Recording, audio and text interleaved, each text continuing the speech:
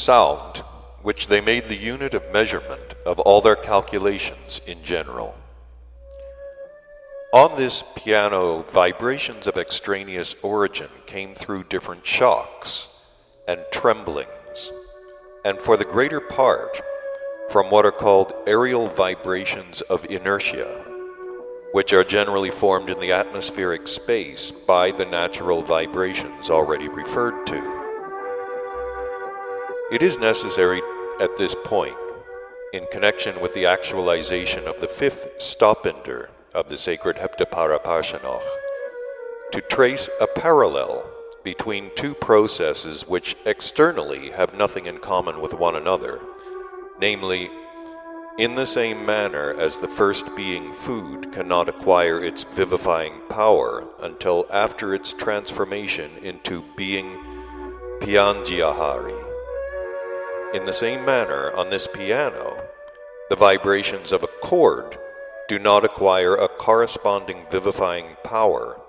until they have been fused with the preceding vibrations produced, starting from the center of gravity of the totality of the vibrations of the note sol. This last particularity of the sacred law of Heptaparaparshinokh is absolutely certain in this given case, that is to say, on the piano, but uniquely in consequence of the fact that if the vibration of mi and ti are produced in a hermetically sealed room, these vibrations either cease instantaneously, or else the notes mi and ti, by reason of the momentum obtained from the first shock, given by their arising, undergo involution and immediately cease. That is to say, as soon as the note mi reaches the note do, and the note ti the lower fa. In conclusion of the explanations that I have already given you relating to the subdivision into 7 tones of the octave of sound which exists among your favorites, I must once again, alas, insist on this fact, that if anything has remained and reached them of this knowledge, they have forgotten everything that was essential, and always for the same reason: the disappearance from their presences of the practice of actualizing being partic dog duty, the same disappearance which is the very cause of the gradual deterioration in them of the mentation proper to 3-brained beings. At this point in his recital, Beelzebub became absorbed once again in his own thoughts, and his look was fixed on the tip of his grandson's nose.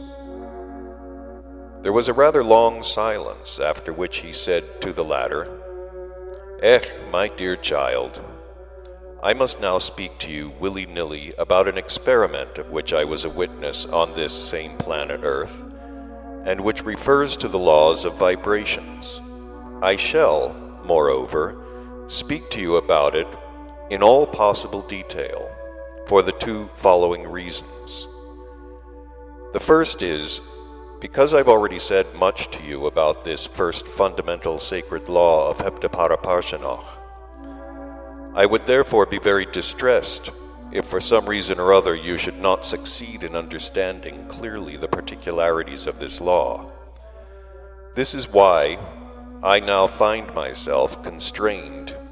to hide nothing from you concerning these experiments, because I am sure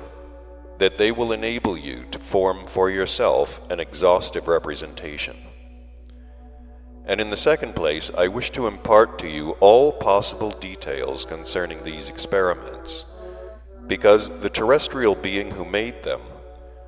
thanks to the knowledge of cosmic vibrations which he had acquired, was the sole and unique being who, during the many centuries that I existed upon the earth, recognized and came to know my true nature.